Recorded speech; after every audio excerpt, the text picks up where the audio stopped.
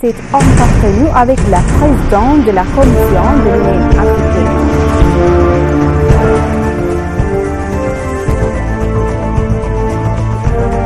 L'Éthiopie et Djibouti continuent à garantir la paix et renforcer l'intégration régionale.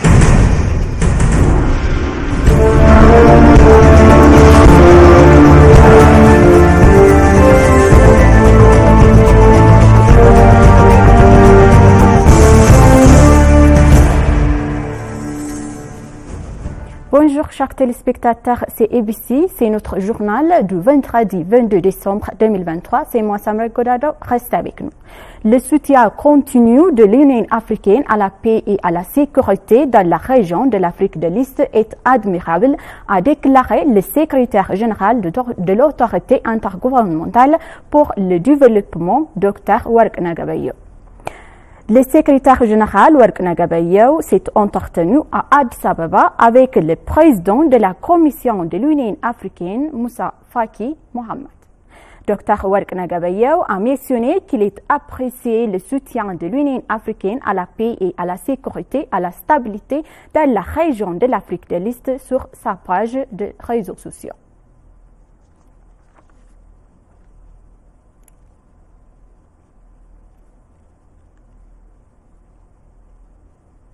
L'Éthiopie et Djibouti doivent continuer à garantir la paix et à la sécurité, renforcer l'intégration régionale. Le président de l'Assemblée générale de Djibouti a affirmé que les travaux que le président Ismaël Omar Guelleh et Premier ministre Abiy Ahmed ont accomplis pour le bien de la région sont louables. Je suis heureux parce que l'Éthiopie est un grand pays émergent qui est le leader de la soutien de l'IGAD au niveau économique, mais aussi par sa vitalité de sa diplomatie, a-t-il indiqué. Il a dévoilé également que le but de sa visite à Addis Ababa est le renforcement des partenariats des deux pays dans de nombreux domaines, que ce que soit économique, culturel, touristique ou sportif. Selon le président, il faut être beaucoup plus réactif et mettre en place un lien beaucoup plus puissant entre les deux pays pour renforcer les liens économiques. Dans l'initiative de nombreux deux pays leaders respectifs, son Excellence Ismaël Omar Guelleh et le Premier ministre Dr Abiy Ahmed ont toujours eu la détermination à ouvrir pour le bien de la région qui est inscellable. De nombreux magnifiques projets déjà réalisés sont les preuves de notre coopération bilatérale, a-t-il affirmé. Il a indiqué également que la relation économique entre les deux pays s'est améliorée à un niveau supérieur en Afrique, montrant l'exemple de la sous-région, voire le continent en mettant en place l'interconnexion électrique, la construction du chemin de fer.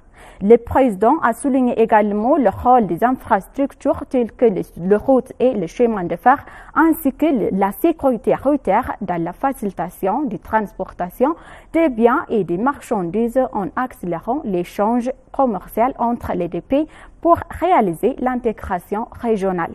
Il a salué également les efforts de l'Éthiopie pour établir des organisations continentales et pour que les Africains soient connectés économiquement, ainsi que pour créer une intégration entre les pays voisins sur la base d'un bénéfice mutuel.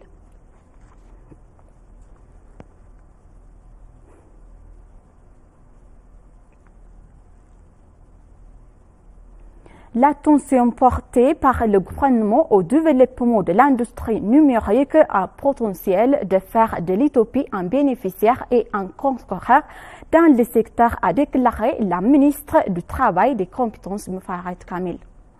Un forum consultatif a été organisé sur l'interconnectionnalisation et de l'industrie numérique. Lors du forum de consultation, la ministre a déclaré que l'externalisation de l'industrie numérique crée des emplois pour de nombreux citoyens et rapporte divers étrangers. C'est pourquoi le gouvernement accorde une grande attention au développement du secteur. Elle a également appelé que ces secteurs a créé des opportunités d'emploi pour des 15 000 de citoyens en peu de temps a déclaré que le secteur n'a pas encore été exploité en termes de son visite potentielle à apporter de nombreuses opportunités à notre pays. Les informations obtenues du ministère du Travail et des Compétences indiquent que l'Éthiopie est un pays offrant des conditions favorables aux travaux externalisés dans l'industrie numérique basée sur le développement des parcs TIS et la construction du centre information de services de télécommunications.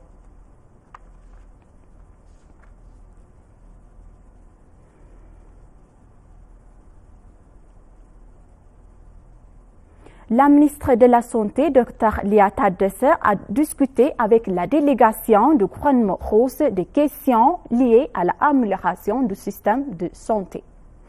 Au cours de la discussion, ils ont exprimé la coopération multiforme entre les deux pays et ils ont mentionné les activités des hôpitaux généraux de Balicha qui fournit des services depuis plus de 100 ans. Ils ont discuté également des questions sur lesquelles ils font travailler pour améliorer la qualité des services de l'hôpital et ont noté que l'hôpital fournit des services depuis de nombreuses années et qu'il est maintenant nécessaire d'améliorer l'infrastructure et d'organiser diverses ressources médicales modernes. Il a été déclaré au cours de la discussion que le gouvernement russe et le comité de Croix-Rouge du pays ont pris leurs responsabilités et ont commencé à travailler. Lors du forum, Dr Lia Tadesse a exprimé à la délégation ses options d'investissement et les conditions favorables en Éthiopie. Selon les informations obtenues du ministère de la Santé, ils se sont consultés sur les activités à mener conjointement dans le domaine de la santé maternelle et infantile, ainsi que dans la prévention et contrôle des maladies transmissibles et de notre transmission.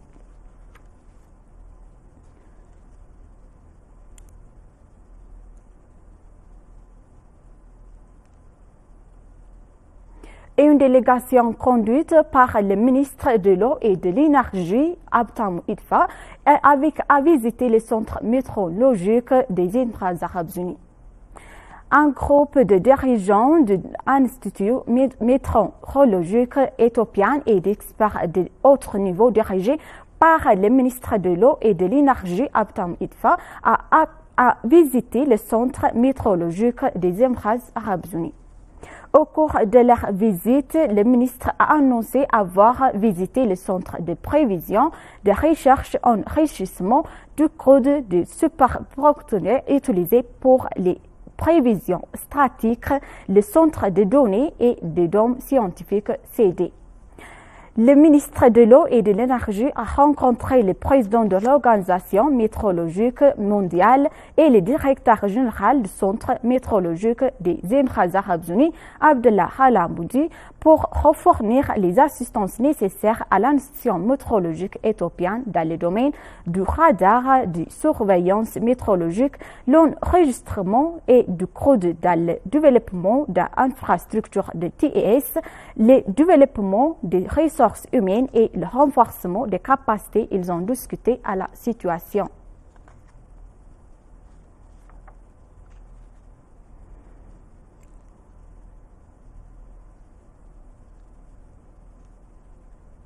Le directeur général de l'OIT, Guret Grubigon, a exprimé son grand engagement dans son travail en Éthiopie, soulignant l'importance des efforts de collaboration entre organisations et le pays.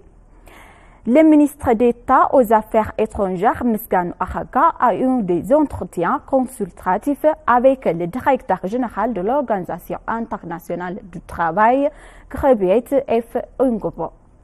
La rencontre a eu lieu lors de la visite du ministère d'État à Genève. À cette occasion, le directeur général a facilité l'Éthiopie pour les accords durables et a conduit avec différents pays reconnaissant l'importance de ces réalisations dans la promotion du travail, des sites et des droits du travail.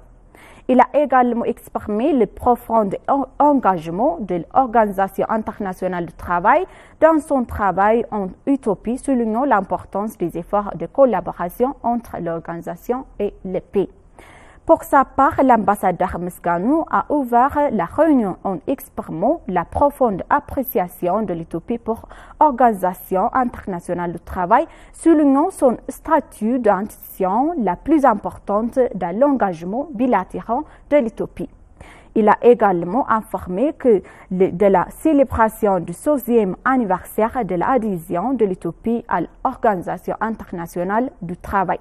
Cette étape importante a été marquée par une conférence nationale du travail qui se tiendra à Addis Ababa en décembre 2023. L'utopie est à Genève.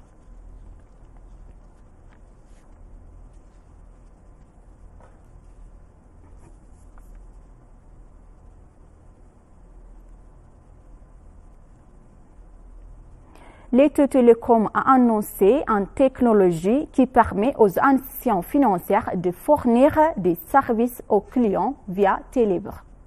Ethio Telecom a annoncé la technologie digitale financière Marketplace qui permet aux institutions financières de fournir des services aux clients via Télébr.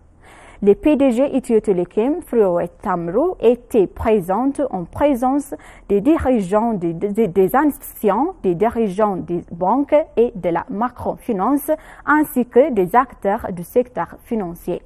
Cette technologie permet aux institutions financières d'offrir leurs services à leurs clients à des prix adorables grâce à une option numérique dans le cadre unique. Il a été déclaré que le cadre numérique d'achat et de vente.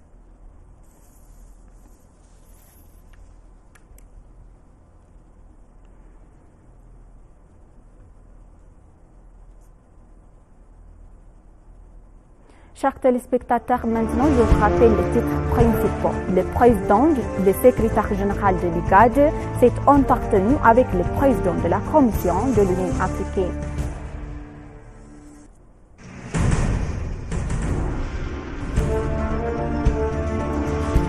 L'Éthiopie et Djibouti continuent à garantir la paix et renforcer l'intégration régionale.